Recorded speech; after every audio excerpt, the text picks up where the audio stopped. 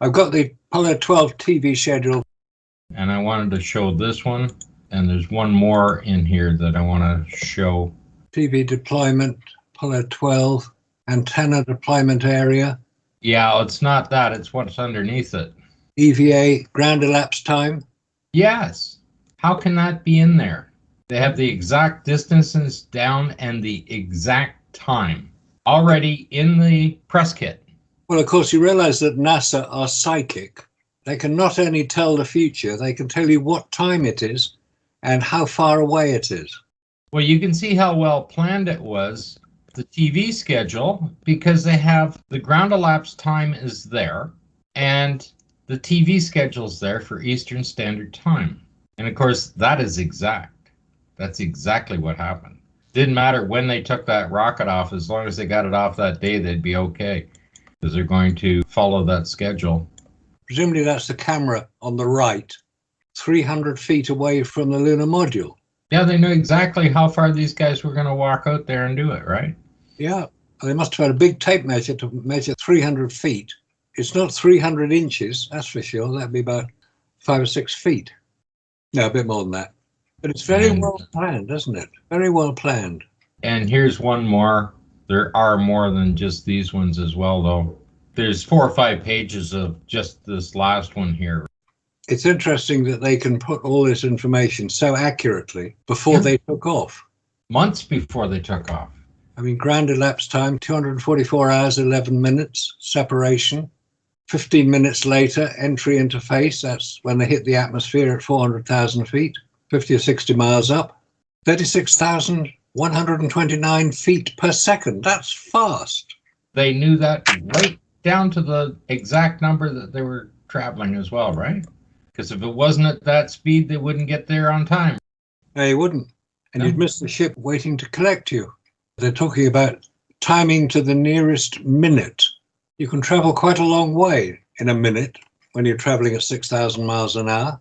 You can read all these documents and they look great until you examine them and see what's in there and what can't possibly be in there. Well, it said that they could align it with the TV schedules to show the commander, CDR, commander, steps onto surface at 6:09 a.m. They must have been under an awful lot of pressure to get that rocket off the ground on time. Absolutely. You've got to get the rocket off the ground on time. You've got to orbit on time. You've got to do everything on time. Imagine if they were a day late. Well, no, it's a good thing that they knew what time they had to do it all at. Yeah, but what if they had a problem with the rocket and it actually couldn't take off that day? Then the press kit, everything is all crap. Exactly. Look, they were sending probe after probe after probe after probe, one right after the other. And they all landed, or they all made it, except for the ones that they crashed purposely, so they said.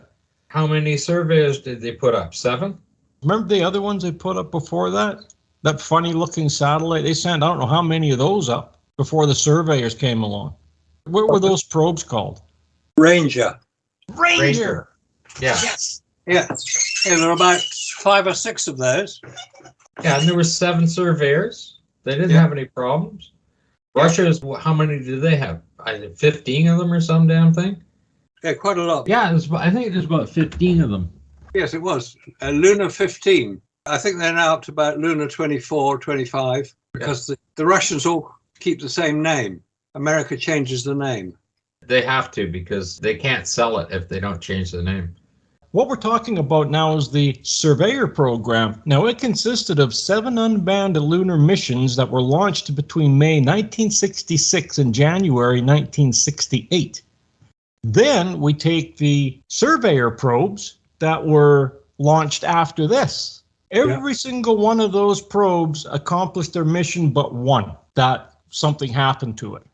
9 Rangers were launched from 1961 through 1965. The first 6 attempts failed, but beginning in July 1964, Rangers 7, 8, and 9 successfully completed their 65-hour journey to the moon by transmitting television pictures of the lunar surface during the final minutes until their impact there. Yeah, so that means that the first 6 failed, but after that, they all succeeded. I looked at the details of doing a translunar injection and what it takes to do that.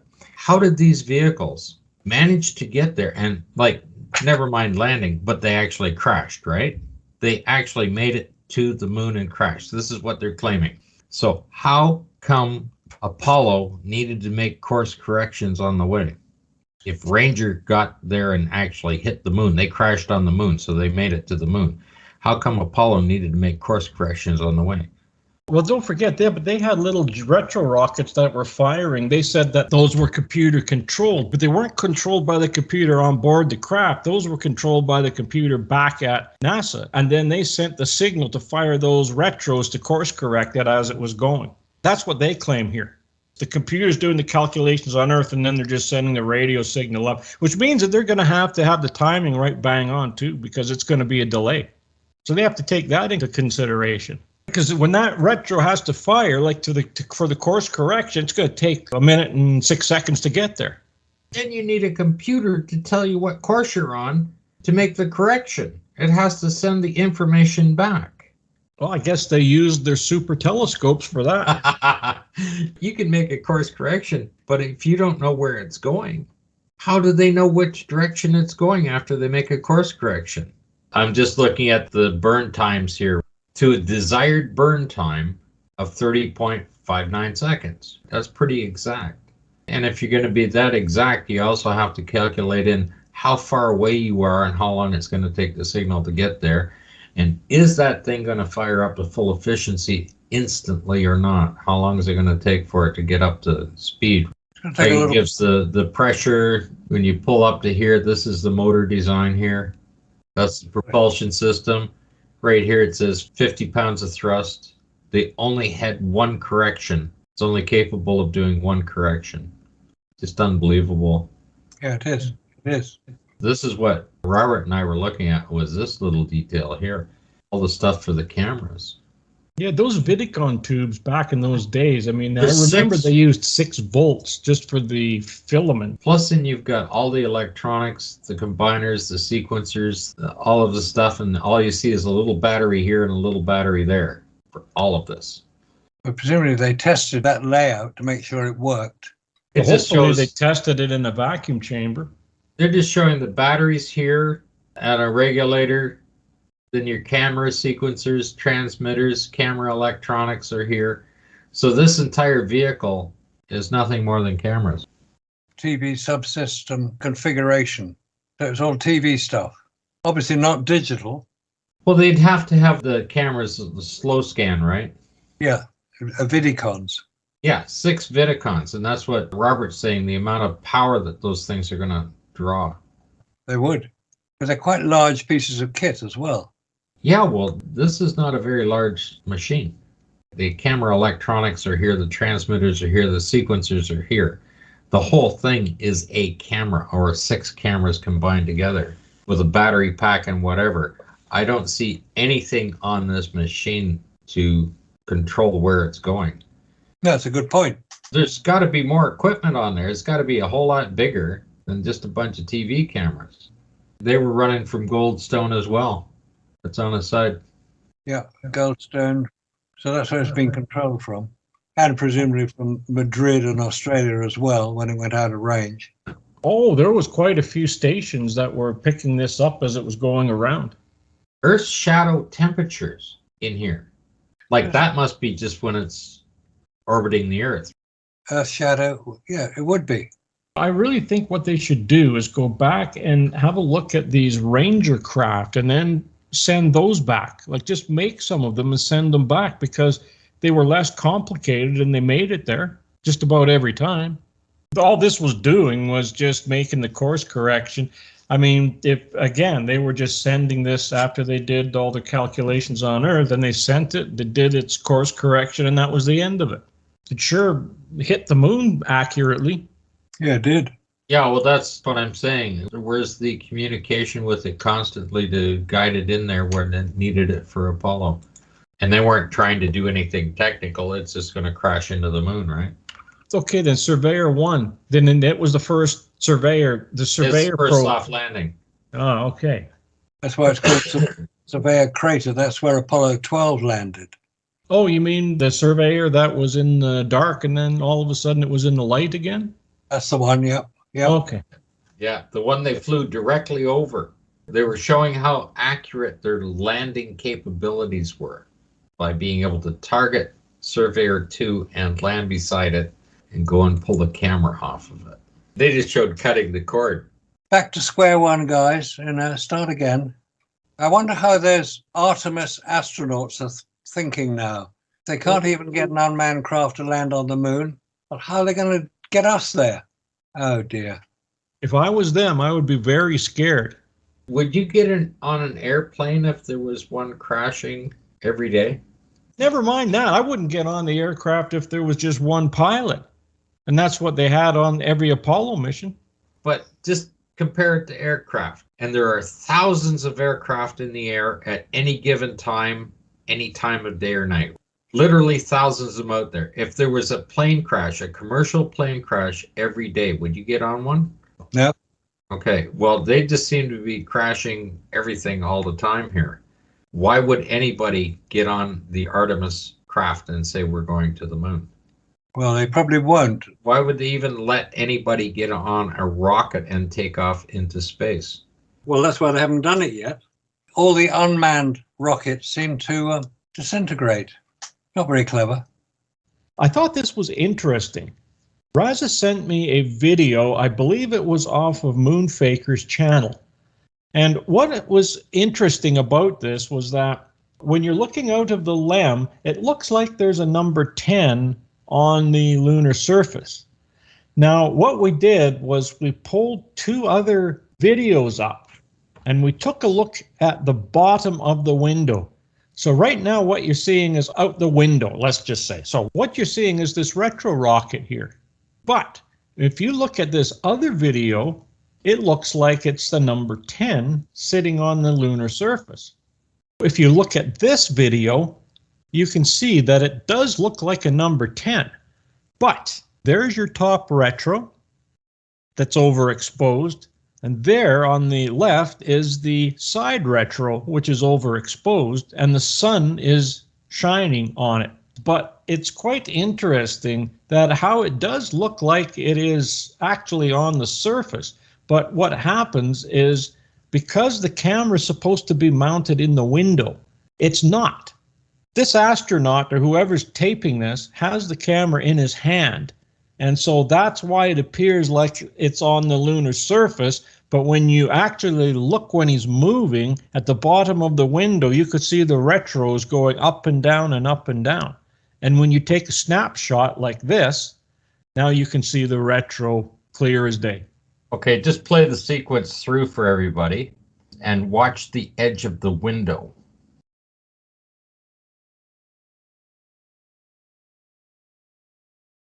And you see these two lights or three lights that are going up and down. That's a reflection in the window. That's what you're seeing there. Yeah.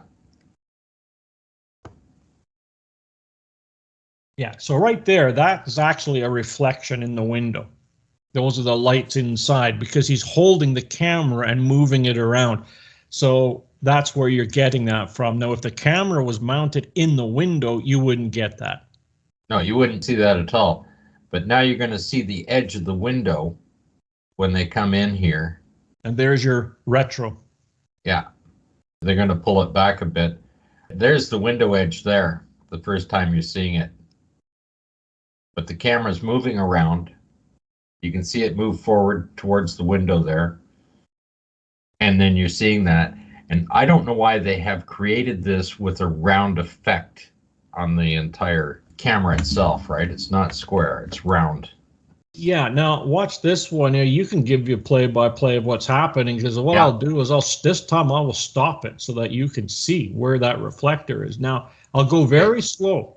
As you can see, the camera is sitting farther away from the window at this point. You can see the edge of the window going along and then up on the side, and you can just see the little tiny corner of the reflector. And as he moves the camera forward, you're going to start to see the little retros on the side there. But watch the edge of the window as it's moving forward. He's moving the camera to the window. So now you can see down farther onto the retros. And that's why it looks like a number 10 if you're not aware that there's pieces of equipment outside of the window. And basically there, the window has completely disappeared and they're using a rounding effect on the camera lens. But unless you were to actually take this, roll it back, and start right here at the edge. Yeah, that's when you see the full window. And now you can clearly see the retro.